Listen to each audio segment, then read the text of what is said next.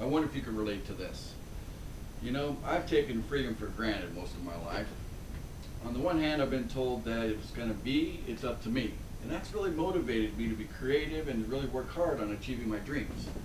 On the other hand, I've been told that my freedoms are eroding. And I've had a hard time really trying to put my finger on exactly what that means. So, you know, we live in a complex world today, and I've come to understand that there's some powerful people in the world that are counting on us to just trust them. And I think that most of us are, you know, focused on our own lives and can't always make out why things happen. And we wonder why it's so tough for most, while some seem to get whatever they want. Well, let me illustrate this with a story. There was a man that would come home and he'd like to put on his slippers and sit in a comfortable chair and watch movies on the TV. In fact, he had a favorite DVD movie that he'd watch again and again. He hires a friend, a neighbor, to paint the inside of his house while he's away at work.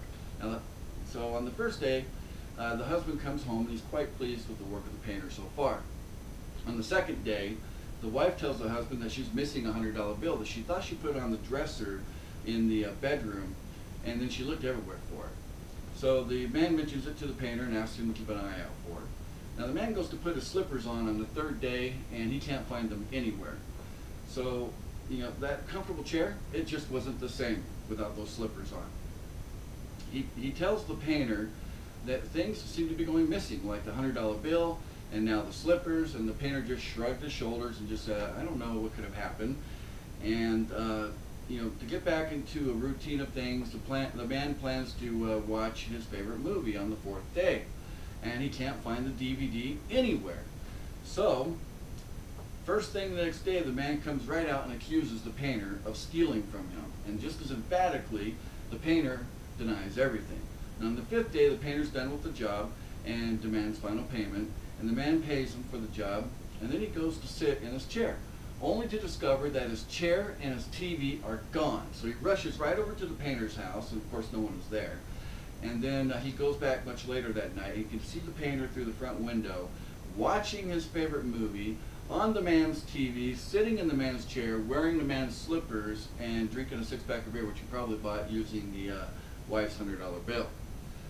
Some people just position themselves to just take what they want, and that just isn't right.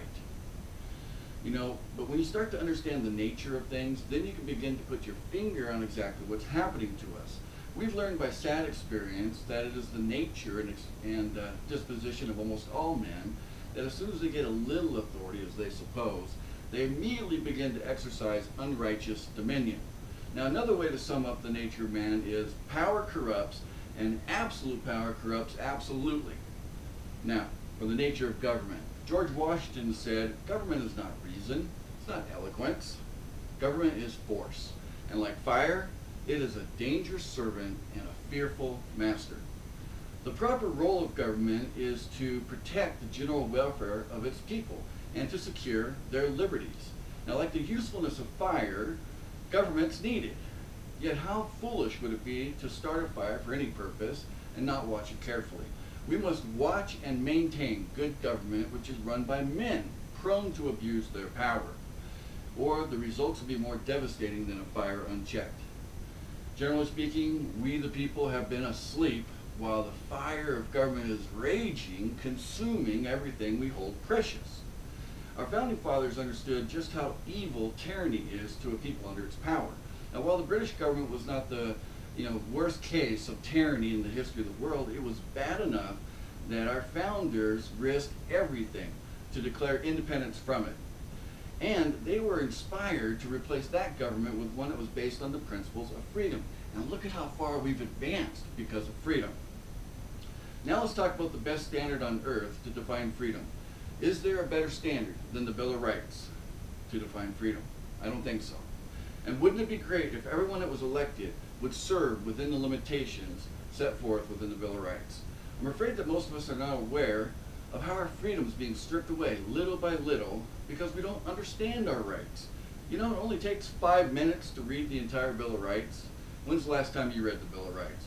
Well, we have a copy of it here on the website. Just click on the button that says Bill of Rights, and I suggest you take a few minutes today and read it. You'll be glad that you did. The centerpiece of this website is an ever-growing database dedicated to serving, measuring the acts of government and the people serving in office or wanting to serve in office, using the Bill of Rights itself as the measuring stick. You can access it free just by clicking on the button here that says election, and then select your state, and then click on the go button. As you can see, we've started this database out with measuring the people in both houses of Congress. Now go ahead and select a candidate. So now you can see everything in this database is measured on a scale of 10. Because there are 10 amendments within the Bill of Rights, this will give you a simple guide that you can follow to see how a politician stacks up against the Bill of Rights. Now if you see a red thumbs down next to the number 4, that means that we've identified a Fourth Amendment violation. And you can review the documentation of their violation of our rights by simply clicking on that red thumbs down. Now if you see 10 yellow thumbs up, that means we haven't researched that candidate yet. And of course, we're always going to begin our research with people holding office and then go after those running against them. We can reverse the erosion of our freedom if we, the people, are clearly empowered to vote wise and honorable people into office who will properly govern and never infringe upon our rights. There's never an acceptable reason why someone in government can step on our rights. Even Benjamin Franklin made this clear when he said, "Those that would give up essential liberty to purchase a little temporary safety deserve neither liberty nor safety." Let this ever-growing database be your guide when you go to vote. And if we catch someone taking our freedom from us for whatever reason, and we continue to let them serve in office, then we're as foolish as that man that lost his TV and chair. I'd much rather have someone in office that doesn't know what they're doing than someone that knows exactly what they're doing, because it's within their nature to serve their own interests first, even at the expense of our freedom. Now let's talk about the plan to reverse the erosion of our freedom. As you can see on this website, we have 3 main objectives: to measure the acts to measure and disseminate the acts of government, to build a powerful membership base, and to raise enough money to pay for it all on an ongoing basis. Now this has started out as a simple thing, measuring just the federal legislature, but one day soon it'll measure everyone in office from city council all the way to the President of the United States. And it'll also measure all those people running for office at all levels.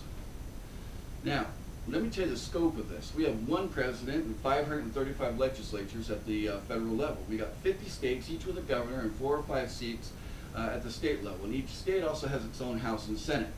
We have 3,000 counties, each with about 5 or 10 seats, including a sheriff, commissioners, a clerk, and a treasurer. And every county's got an average of like 10 cities or towns, each with their own mayor and council. Multiply 30,000 cities and towns by an average of 7 seats each, and you can see across America that we've got about 200,000 people serving in elected positions just at the local level. Now couple that with the people serving in the county, state, and federal level, and you see the number approaches around 250,000 people. Now, the terms of these offices tend to be 6 years or less, with an average of 6 candidates running for each seat at some point during the 6 years. So you can see the number of people we want to measure is staggering, somewhere around 1.5 million people. Needless to say, we've got our work cut out for us. We need to wake up now and unite as one and restore the principles of freedom within our government. We must pursue this goal vigorously until all that's been lost due to erosion is restored and fortified, making us a people mightier than any enemy that might oppose us, be it foreign or domestic. Membership within United of Freedom is free, but you don't have to register and become a member in order to access the database. But we, the people, need to send a strong message to those people serving in office or wanting to serve that we are united for freedom, and this is the easiest way on earth to send that message. Isn't that a message you want to send to government?